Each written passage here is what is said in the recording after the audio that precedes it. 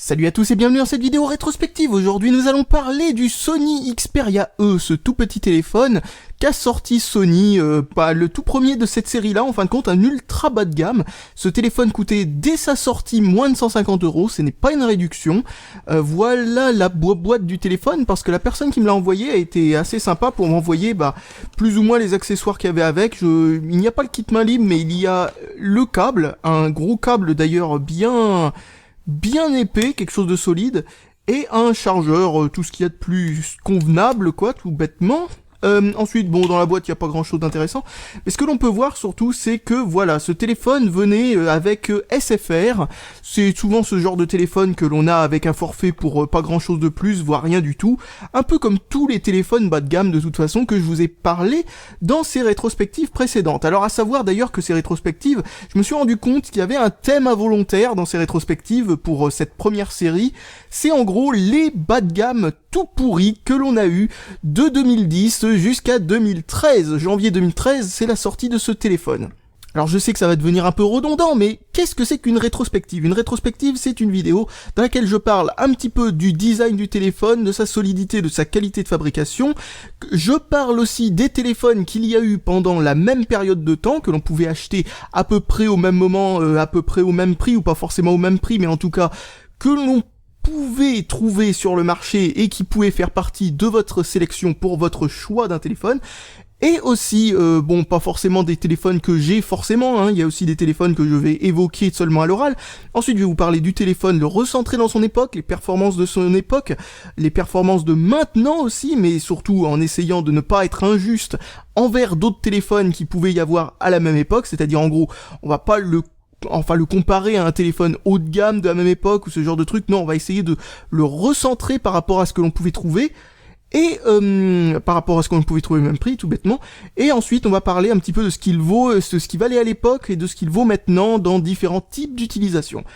Et comme d'habitude, un truc dont on ne va pas parler, c'est les ROM alternatives, mais de toute façon, pour ce téléphone-là, il y a littéralement aucune ROM alternative qui n'est pas basée sur le firmware de Sony, qui est parfaitement stable, donc au moins ça, on peut le pousser de côté. Donc, commençons à parler de ce téléphone. Donc, alors, ce téléphone-là, vous voyez que c'est un petit téléphone tout en plastique, qui est d'une fabrication relativement convenable, hein, c'est juste du plastique, mais c'est fait de très bonne manière. Un des trucs par contre un petit peu bizarre avec ce téléphone, c'est regarder à quel point l'écran est souple. Bon, je ne pense pas que ce soit un gros problème, parce que c'était un petit peu le cas de tous les bas de gamme de l'époque. Mais voilà, nous avons un écran qui est franchement souple pour l'époque. Enfin pour l'époque, oui pour l'époque, dans une grande marque en tout cas, c'est assez souple. Bon après si on compare aux trucs chinois etc, c'est clair que c'était dans les mêmes eaux. Au niveau de la fabrication, bon comme je le disais, en dehors de l'écran qui est un peu souple, le reste est tout à fait convenable. Étrangement, c'est un truc qui se glisse et non pas un truc qui se déboîte pour l'arrière. Nous avons une batterie qui est plutôt pas mal. Nous avons, pour ce qui est des accessoires, etc., il y a bien entendu un GPS intégré. Il y a tous les accessoires qu'il y a à l'intérieur d'un smartphone haut de gamme. Sauf que pour ce qui est de l'appareil photo, c'est un appareil photo complètement pourri. Il n'a pas d'autofocus, etc. C'est vraiment le basique du basique en tant qu'appareil photo. Bon, certes, dans les précédents bas de gamme que l'on pouvait trouver, ainsi que ceux qui étaient trouvables au même prix à la même époque, on n'avait pas forcément un meilleur appareil photo, sauf peut-être sur celui-là, mais lui il a tellement d'autres problèmes que c'est même pas la peine d'y revenir. Donc, sinon, qu'est-ce que je voulais dire ? Oui, sinon voilà, c'est un écran qui est un écran standard, avec un angle de vue assez restreint, mais pas non plus médiocrissime. On peut regarder une vidéo dessus sans que ce soit trop désagréable, même si ça n'est pas forcément ce que je qualifierais d'agréable.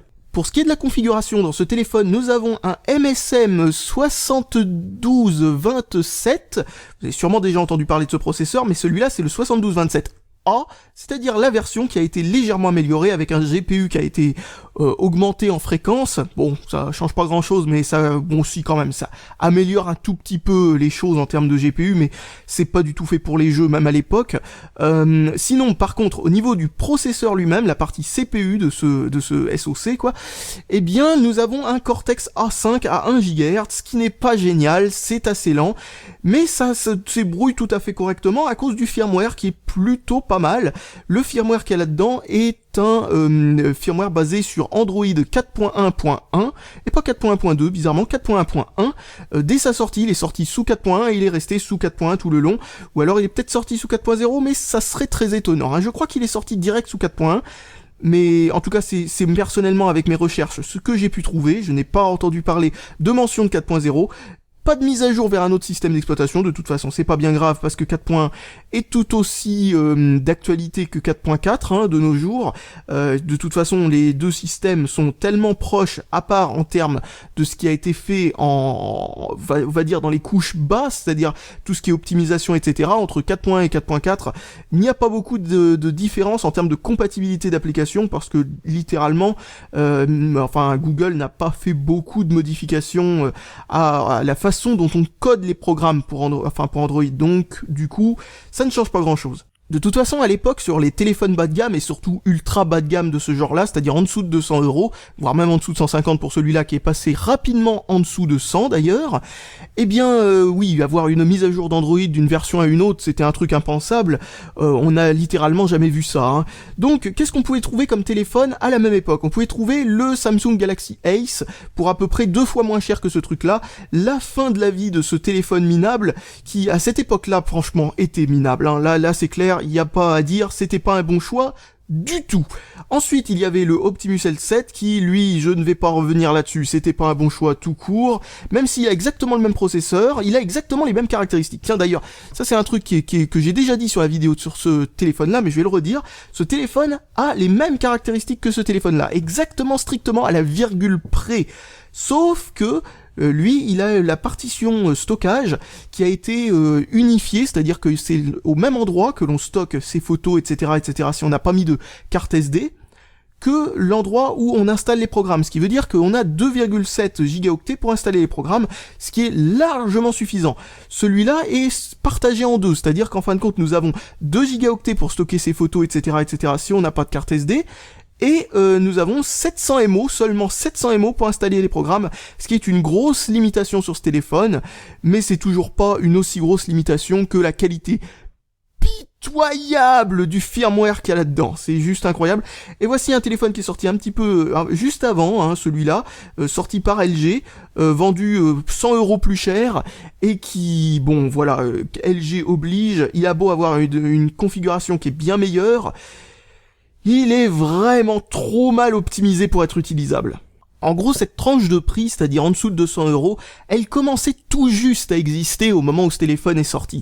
C'est vraiment une tranche de prix qui a été uniquement utilisée à cette époque-là par les anciens bas de gamme qui ont des côtés ou vraiment des trucs d'occasion, etc., ce genre de choses, qui n'étaient pas une mauvaise chose d'ailleurs. Comme je le disais, acheter d'occasion un Galaxy S2 aurait été un tellement meilleur choix, mais neuf, ce téléphone, et surtout avec un forfait, parce qu'on trouve jamais un téléphone genre un Galaxy S2 d'occasion vendu avec un forfait, ça se faisait pas, hein, ça se fait toujours pas d'ailleurs, eh bien, ce téléphone-là était avec un forfait, un bon choix parmi tout ce qui était proposé. Comme je le disais, vous me faites choisir entre ce truc-là à 1€ de plus avec le forfait et à côté le Optimus L7 pour 50€ ou 20€ de plus avec un forfait, ou même pour le même prix, je prends tout de suite celui-là, hein, ça c'est clair, parce que celui-là est tout à fait utilisable encore aujourd'hui. Certes, il est un peu lent, certes, il est même pas mal lent, quoi, hein. Je veux dire, il faut avoir un peu de patience, mais il est totalement utilisable. Maintenant, il y a un petit quelque chose qui commençait à apparaître au moment où ce téléphone est apparu, même si absolument personne n'achetait de smartphone en Chine à cette époque-là, on pouvait, enfin, quand je dis absolument personne, je veux dire, c'était pas aussi populaire, on va dire, que ce que l'on peut trouver maintenant. On commençait à trouver des trucs de ce genre, par exemple, ça c'est une contrefaçon de smartphone HTC haut de gamme de l'époque. Je crois que c'est une contrefaçon de HTC One X Plus. Donc vous voyez un petit peu le truc, l'écran est plus gros, c'est à peu près le même prix, hein, pour ces deux-là. L'écran est plus gros, l'écran est un écran qui me semble est un écran IPS, en tout cas si c'est pas un IPS, il se comporte en tant que tel, c'est-à-dire qu'il a d'excellents angles de vue, etc., etc. Donc voilà. Par contre, au niveau du processeur, on a l'impression qu'il est bien meilleur, parce qu'il a un GPU qui, bon, lui sur le papier n'est pas meilleur, donc c'est pas ça, mais sur la partie CPU, ce processeur a l'air des milliards de fois meilleur, parce que c'est un Cortex A9 monocœur à 1 GHz. Et si on regarde ça, on se dit « Oh, mais ça doit être plus puissant qu'un Galaxy S, quoi !» Le premier Galaxy S avait un monocœur, je crois que c'était 1 GHz aussi, même si là, franchement, c'est vraiment dit au pif. Monocœur, mais Cortex A8, et les Cortex A8 sont moins performants que les Cortex A9, qui est une version révisée, un petit peu meilleure, du même type de processeur. Et donc, on se dit « Mais ça doit être super puissant, etc. » Mais au final, pas du tout. Parce que Android là-dedans, c'est Android 4.0, déjà Android 4.1 a amélioré énormément les performances sur les trucs bas de gamme par rapport à Android 4.0. Ensuite, il y a aussi plein d'autres problèmes qui vont autour, comme par exemple la mémoire pour installer des programmes. Si vous pensez que là-dedans 700 MO c'est pas beaucoup, ici vous avez, attention, je vais vous montrer ça, c'est assez impressionnant, hein. On va là, on attend un petit peu, voilà, on va dans applications, et là vous allez voir le truc. Bon, si ça veut bien venir, hein, voilà, c'est bon. Vous voyez que c'est pas réactif, hein, pour un Cortex A9 avec, voilà. Alors, il y a 512 MO de RAM, exactement comme là, et il y a à peu près autant de mémoire vive libre sur les deux. Donc, sur ce point-là, c'est plus ou moins égal. Par contre, ici, vous voyez que la partition, il y a marqué 300 MO utilisés, 200 MO de libre, pour, bon, je vais vous le montrer d'un peu plus près, parce que sinon, vous le verrez pas vraiment. Eh bien, donc 500 MO pour la partition pour l'installation des programmes. Vous vous dites, ouais, bon, ça fait 200 MO de moins, etc., ça doit être un peu plus chiant à utiliser, mais attendez, vous voyez qu'ici, vous avez 300 MO d'utilisés. Maintenant, si j'essaye d'installer un programme avec le Google Play Store, il me dit qu'il ne peut pas l'installer parce que le stockage est plein. 300 MO d'utilisés, 200 MO de libre, le stockage est plein. What the fuck? Donc voilà, c'était bourré de bugs. La ROM des téléphones Android que l'on pouvait trouver à l'époque avec des processeurs Mediatek était vraiment à chier. Et je prends par exemple un Lenovo qui coûtait plus cher que ça, plus ou moins 200 € à la même époque, qui utilisait le 65-77 de chez Mediatek, qui était un dual-core 1 GHz, à peu près le même processeur mais en version doublée. On ne voit aucune différence de performance entre celui-là monocœur et le dual-core. Donc c'est un petit peu difficile de comprendre ce qui se passe là-dedans, mais enfin, en gros, c'était pas un bon plan d'acheter un téléphone chinois à l'époque, surtout qu'en plus de ça, bon, au niveau de l'écran, c'est tout aussi fragile, sinon plus. Nous avons pas du verre Gorilla Glass ni quoi que ce soit, donc même pas enfin, c'est un verre classique, mais assez épais, donc du coup, au moindre impact, ça se pète. C'est pas comme le Gorilla Glass, où ça a tendance à mieux résister aux impacts, même si c'est beaucoup plus fin et beaucoup plus souple. Donc bon, au final, il doit y avoir à peu près la même qualité d'écran, enfin de vitre, sur ces deux téléphones-là, mais le fait qu'ils soient beaucoup plus petits améliore les choses, donc bon, voilà. Bon, je fais venir l'appareil photo, voilà, il est arrivé. Donc pour ce qui est de l'appareil photo, les deux téléphones ont des appareils photo qui sont pas forcément du même niveau, hein. Celui-là est un petit peu meilleur tout de même, mais voilà, ils ont pas des appareils photo, aucun de ces deux-là, on a un appareil photo qui est convenable, et encore une fois, si vous prenez un Galaxy S2 à la même époque d'occasion, là vous aurez un vrai appareil photo qui avait, enfin ils disent 8 mégapixels, bon, on va dire que il a à peu près la même qualité que ce qu'aurait un bon 5 mégapixels, non. Oui, enfin un petit peu moins que ce qu'aurait un bon 5 mégapixels de nos jours. Donc bref, il avait une qualité de photo qui est toujours passable aujourd'hui. Alors que là, franchement, là c'est pas terrible.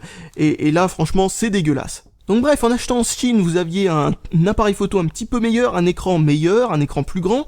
Mais au final, vous n'avez pas un téléphone qui vieillira mieux. Au contraire, vous avez un téléphone qui vieillit encore plus vite. Et aucun de ces téléphones ont eu une mise à jour vers Android 4.1. Celui-là est sorti direct sur Android 4.1.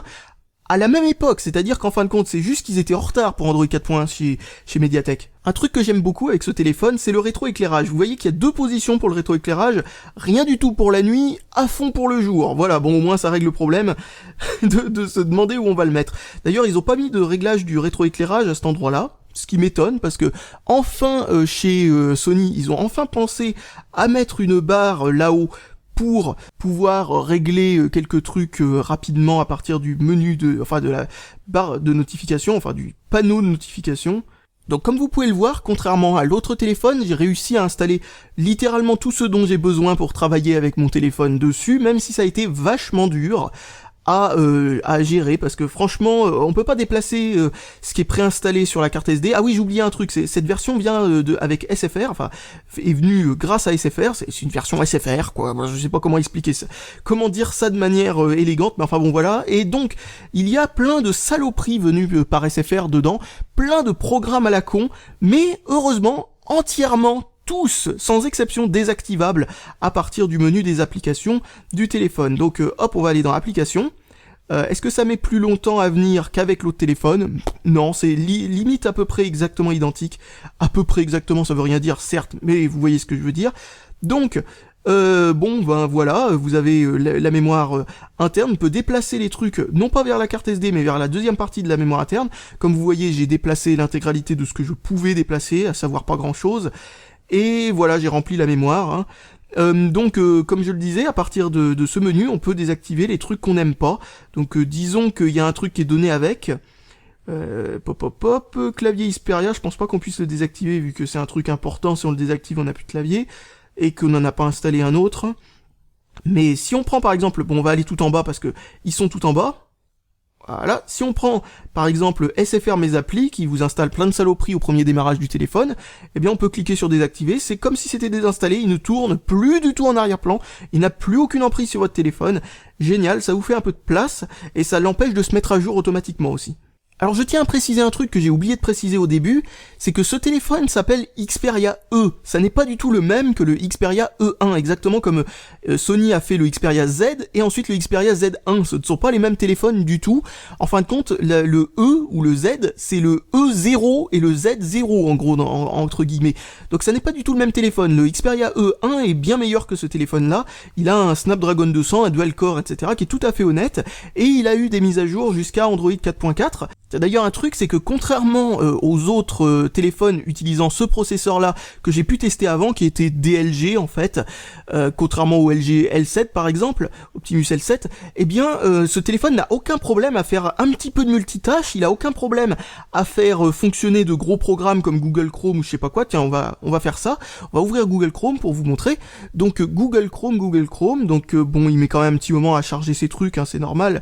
Donc hop, c'est pas un processeur très puissant, hein, encore une fois. Bon, les pages mettent un petit peu moins longtemps à charger avec le processeur Mediatek qu'il y a là, mais encore une fois, c'est dans les mêmes eaux, c'est incroyablement proche pour un processeur qui est incroyablement moins performant. Donc voilà, hop, on commence à pouvoir scroller parce que la page est bientôt finie de charger. Donc ça fonctionne, hein, ça fonctionne. Et comme vous allez le voir, regardez, je clique là-dessus. Bon, ça met un petit moment à venir, mais regardez, le clavier est pas des moindres, hein. Je crois que le clavier qui va apparaître, c'est SwiftKey, hein, que j'ai installé. Ah non, c'est le clavier, non, je dis une bêtise, le clavier que j'ai installé, c'est le clavier Google, donc c'est une version plus récente et plus complexe, qui prend un peu plus de RAM, que le clavier qui est donné avec le téléphone.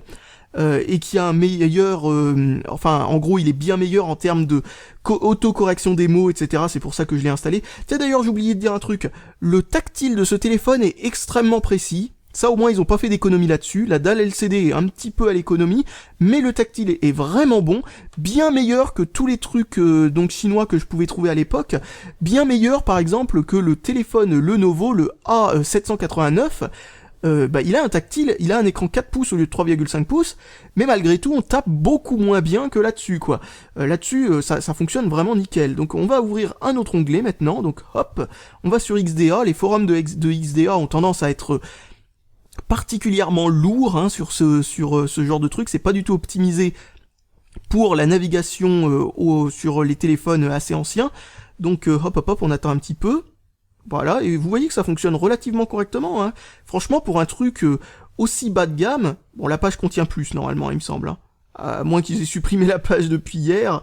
Ah non, c'est que je suis en bas de la page, tiens, ça m'a chargé directement à l'endroit où j'avais scrollé avant.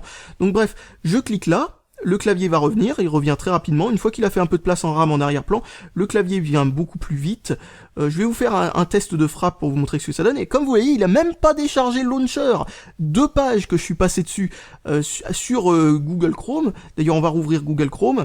Bon, il met un petit moment à venir, ou alors je me suis loupé 2 fois en cliquant sur le logo Google Chrome. Bon, faut croire que oui. Voilà, je m'étais a priori loupé. Donc vous voyez qu'il a pas eu le temps de se décharger en arrière-plan. Tiens, on va d'ailleurs voir, bon vous voyez que comme je le disais, les forums XDA, quand il y a plein d'images qui commencent à venir. Donc regardons si le deuxième onglet a eu le temps de sortir de RAM. A priori, oui, il a eu le temps de sortir de RAM. On peut pas vraiment faire fonctionner 2 onglets en même temps sur ce téléphone. C'est ce que j'ai cru remarquer, en tout cas si c'est des pages assez lourdes. Mais voilà, comme vous voyez, au moins le launcher se décharge pas, ce qui est déjà quelque chose d'assez incroyable. Donc hop, on va ouvrir ça.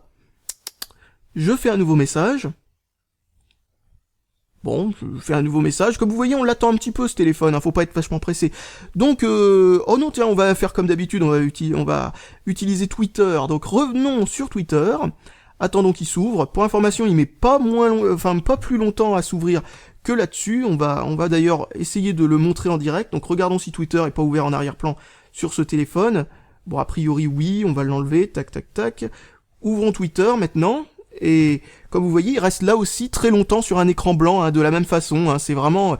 En fait, ce qui fait ça, c'est la vitesse de la NAND flash, c'est-à-dire de la mémoire interne. Et sur les deux téléphones, la NAND flash est du même niveau pratiquement. Donc ça, le fait d'avoir un processeur plus performant n'a pas tendance à améliorer énormément les choses. Donc bon bah nous voilà maintenant sur Twitter. Je regarde si j'ai reçu un truc, tant qu'à faire. Nope. Donc on va taper un petit tweet. Hop, clac, voilà, ça vient très rapidement, c'est beaucoup plus rapide en tout cas que le LG L7, hein. Franchement, qu'est-ce que c'est agréable à utiliser à côté du LG L7. Donc, je vais taper dans la catégorie utilisons un vieux bas, oups, j'ai été un peu vite là, un vieux bas de... Oh là, je tape moins bien que d'habitude. Bah oui, c'est vrai qu'en même temps j'ai la caméra entre moi et entre moi et le téléphone, donc du coup, comme j'ai la caméra entre moi et le téléphone, en même temps j'ai une position un peu bizarre. Vous imaginez pas à quoi ressemble, mais enfin la position des bras c'est un peu étonnant. On tape pas comme ça normalement sur un téléphone quand on le fait vraiment. Donc qu'est-ce que je voulais taper déjà?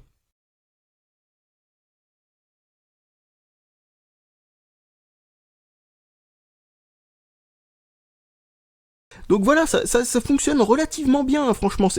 Franchement, le problème avec ce téléphone, je sais pas pourquoi j'arrête pas de dire franchement, le problème avec ce téléphone, c'est le fait qu'ils aient partitionné comme ça la mémoire, comme si c'était un vieux téléphone de 2011 ou 2012, quoi.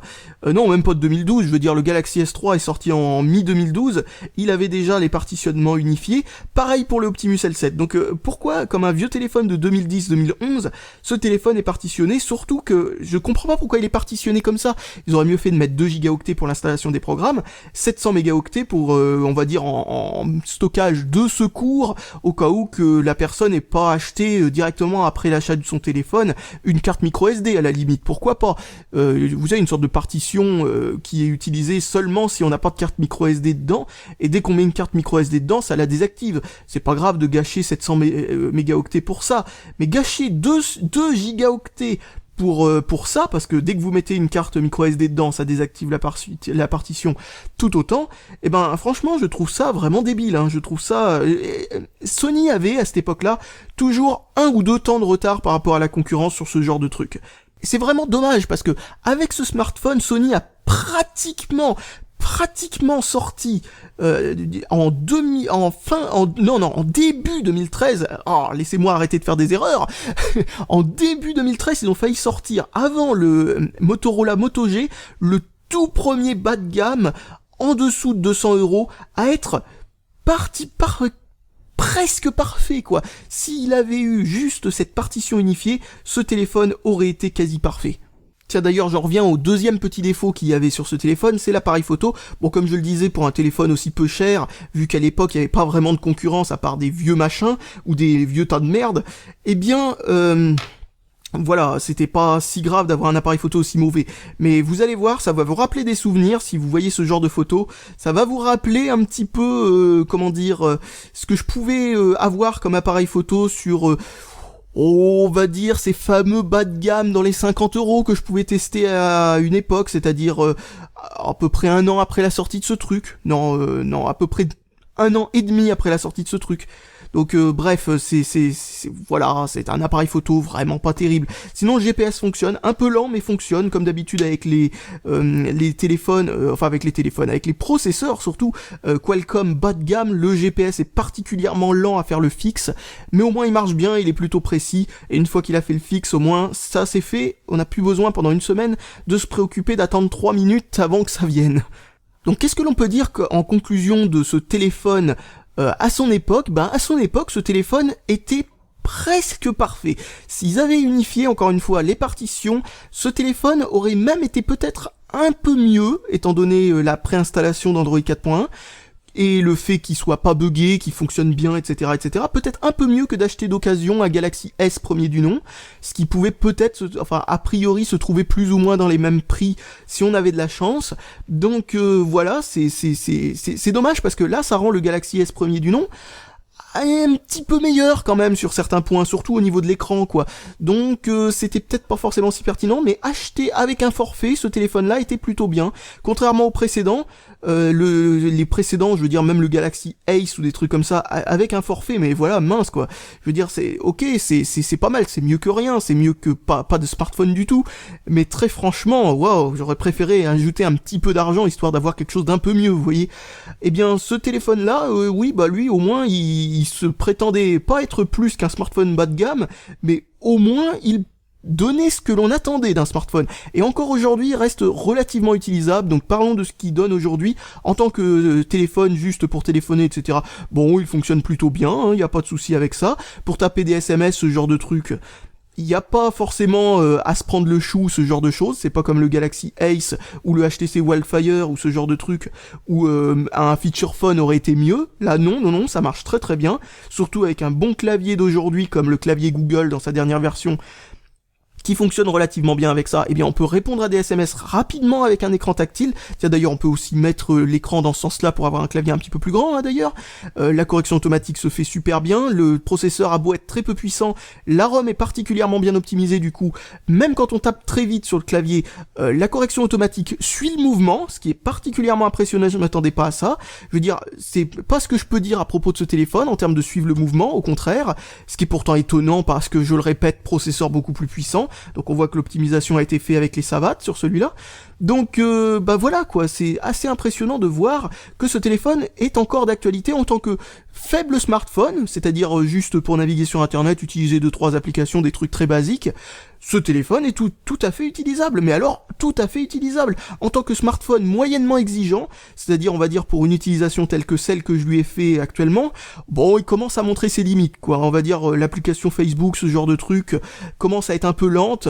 Bon après on n'est pas obligé non plus d'utiliser ces applications et d'en attendre une réactivité maximale, mais voilà, pour naviguer sur internet de manière assez intensive ou ce genre de choses, ça marche relativement bien. Encore une fois, avec Google Chrome, bon, on a quelques attentes, etc., un petit peu plus longues que ce que l'on pourrait avoir avec, bon, disons, un Galaxy S2 ou ce genre de truc, ou, bon, voilà, mais c'est, à côté de la catastrophe qu'était ce truc, c'est quand même impressionnant de voir la différence. Ok, il a un meilleur écran, ok, il a une meilleure caméra, mais lui, il est inutilisable. Lui, il est parfaitement utilisable. Encore une fois, je veux dire, du moment qu'on n'est pas du genre à être trop stressé du bulbe, je veux dire, on peut naviguer sur internet, faire ses petites recherches dessus, chercher de la documentation sur tel ou tel truc. Vous voyez que je me suis pas du tout empêché de m'en servir, hein. Il y a 9 onglets encore ouverts sur des ROM alternatives pour justement cette merde, ce genre de truc.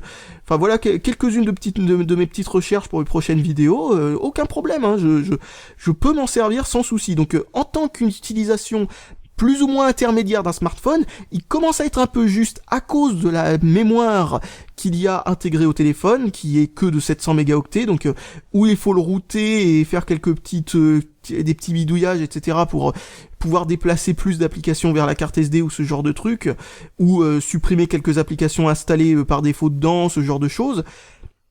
Mais très très franchement, ce téléphone reste pas forcément, je dirais pas jusqu'à agréable à utiliser, mais je dirais totalement tolérable. En utilisation par contre smartphone assez exigeante, c'est-à-dire dès que ça inclut les jeux, c'est hors de question, ou dès que ça inclut le fait de vouloir avoir une fluidité absolue à toute épreuve, etc., c'est juste foutu. Ça bien entendu, ça n'est pas du tout ce que l'on attend d'un smartphone bas de gamme.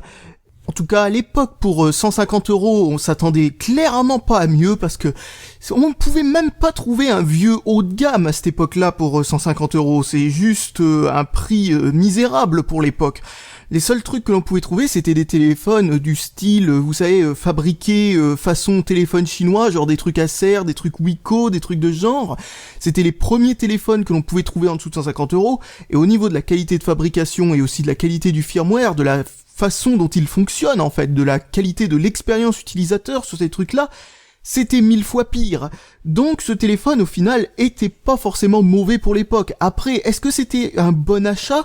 Je ne suis pas sûr, parce que comme vous l'avez remarqué précédemment, il y avait des téléphones dans les 300 € et c'est ça que l'on considérait comme bas de gamme. 300 € c'était bas de gamme autrefois. Ce téléphone fait partie des premiers téléphones à avoir repoussé vers le bas la limite du bas de gamme et à essayer de faire une gamme en dessous de 200 €. Et alors qu'avant, enfin voilà, on a un truc entre 100 et 200 €. Autrefois, le bas de gamme se situait entre 200 et 300 €. Et c'était là où se trouvait le fameux Galaxy Ace, et la seule chose que l'on trouvait dans ces prix-là à l'époque, c'est-à-dire moins de 100 € parfois même, enfin même beaucoup moins de 100 €, on trouvait des trucs absolument immondes comme le Galaxy Y, ou des trucs comme ça qui sont à peine des smartphones et à peine des téléphones tout court, j'ai envie de dire. Donc bref, si on prend des critères assez sévères, on va dire, du style par exemple, est-ce que le téléphone a réussi à être utilisable parfaitement en tant que smartphone tel qu'il a été vendu pendant plus de 6 mois avant que les applications deviennent trop grosses pour remplir la mémoire, etc. et qu'on peut plus s'en servir beaucoup, ou ce genre de choses parce qu'il y a plein de limitations, le processeur est pas assez puissant, ou il y a pas assez de RAM, ou ce genre de trucs. Ce téléphone, franchement, était à 2 doigts de passer ce test sans trop de problèmes s'il avait eu la mémoire unifiée. Vu qu'il ne l'a pas, ce téléphone a vieilli bien trop vite. Au bout d'1 an et demi, même pas, ce téléphone ne pouvait plus être utilisé en tant que smartphone. Il peut être utilisé qu'en tant que petit smartphone, comme je le disais, c'est-à-dire la fameuse catégorie que je vous ai citée juste avant, c'est-à-dire est-ce qu'on peut l'utiliser en utilisation vraiment légère, genre aller sur le web, répondre à des emails, ce genre de trucs. Certes, on peut, oui, mais malheureusement ce téléphone a été marketé comme smartphone et pas comme plus ou moins feature phone plus quoi, en gros. Il aurait mieux valu prendre un téléphone à un peu plus de 200 € parce qu'on pouvait trouver des téléphones à cette même époque à un peu plus de 200 €, certes c'est plus cher, c'est clair, c'est plus cher, mais voilà, quitte à prendre un téléphone type smartphone, autant en avoir un qui puisse faire au moins 2 ans, qu'on puisse vraiment utiliser en tant que smartphone, qu'on puisse rentabiliser. Et donc, dans ce genre de catégorie-là, les téléphones que l'on pouvait trouver, c'était par exemple le Nexus 4 qui venait juste de sortir, qui était dans les 300 € et qui 3 mois après la sortie de ce téléphone était à seulement 200 €. C'est-à-dire à peu près, vu que celui-là a baissé un petit peu aussi, à peu près 70 € de plus que celui-là. Le seul cas où ce téléphone pouvait être vraiment intéressant, c'est si on l'avait avec un forfait et qu'on avait vraiment un forfait avec un prix avantageux avec, parce que si c'est pour le rembourser dans les 2 ans qui suivent au double du prix qui coûte en payant forfait 2 fois plus cher que le prix qui vaut, vu que Free venait d'arriver et avait vachement baissé les prix des forfaits de téléphone à cette époque-là, eh bien je ne suis pas certain en fin de compte que c'était vraiment un bon investissement. Donc malgré tout, ce que l'on peut dire, c'est que dans ces rétrospectives sur des téléphones de 2010 jusqu'à 2013, début 2013 pour celui-là nous permet de terminer sur une note quand même un peu plus positive, parce que déjà le prix est bien plus raisonnable, 150 € au lieu de 300 pour la plupart des bas de gamme que je vous ai montré avant, déjà c'est mieux, donc on peut lui excuser plus facilement qu'au bout de 2 ans le téléphone soit un petit peu trop insuffisant pour fonctionner encore convenablement. Bon, ok, même si c'est quand même dommage. Et surtout, un autre truc que l'on peut dire à propos de ça, c'est que malgré tout, le téléphone reste relativement utilisable. Bon, certes, il est beaucoup moins vieux, mais malgré tout, je veux dire, au bout de 2 ans, ce téléphone est quand même plus utilisable qu'un Galaxy Ace, lui aussi au bout de 2 ans. Un Galaxy Ace au bout de 2 ans, mais déjà, rien qu'à sa sortie, Internet ramé à fond, et avec le navigateur fourni avec, et rien qu'à sa sortie, eh bien, on pouvait rien installer dessus, c'est juste impressionnant, quoi. Celui-là, bon, voilà, au moins, il a un petit peu les mêmes défauts, mais de manière légèrement atténuée quand même. Alors certes, quelques mois après, il y a eu le Nexus 4, donc c'est vrai que ça a rendu ce téléphone beaucoup moins intéressant. Je veux dire, 70 € de plus pour un téléphone qui est meilleur sur littéralement tous les points. Certes, c'est un peu plus cher, faut avoir le budget pour, mais voilà, je veux dire, ok, il y avait beaucoup mieux, et avant même la sortie de ce téléphone-là, on pouvait trouver, certes pour plus cher, là encore, hein, dans les 100 € plus cher, voire 50 € plus cher si on pouvait vraiment réussir à bien négocier l'affaire, eh bien on pouvait trouver des téléphones dual-core avec 1 Go de RAM ou avec 512 MO de RAM, mais enfin, au moins dual-core, etc., avec un meilleur écran et tout le tralala. On pouvait réussir à négocier de meilleurs téléphones. Il y en avait même d'ailleurs chez Sony qui pouvaient être un petit peu mieux que ça, qui étaient sortis avant et qui étaient trouvables pour, comme je le disais, dans les 50 à 100 € plus cher. Donc et puis d'ailleurs oui, dans la même génération, il me semble que Sony a aussi sorti un autre téléphone dont je me rappelle plus exactement le nom, je sais plus si c'est le Xperia M ou je sais pas quoi, qui justement a été un bien meilleur investissement. Et c'est toujours comme ça, c'est que quand on prend le bas du panier, parce que ça c'est littéralement en dehors du Galaxy Y ou du Galaxy Ace bien réduit à son époque au niveau du, enfin voilà, quand il avait été extrêmement réduit au niveau du prix, il n'y avait pas beaucoup de téléphones sur le marché en même moment pire que celui-là.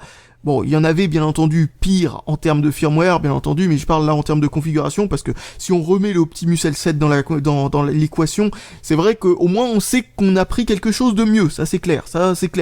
Mais si on oublie le Optimus L7, on peut se dire que à la même époque, il était toujours bien mieux de prendre un téléphone plus cher que celui-là, histoire d'avoir un téléphone qui dure plus longtemps. C'est comme d'ailleurs toujours aujourd'hui, je suis sûr qu'aujourd'hui on peut trouver des téléphones à 60 €, genre par exemple le Wiko Goa ou des trucs comme ça.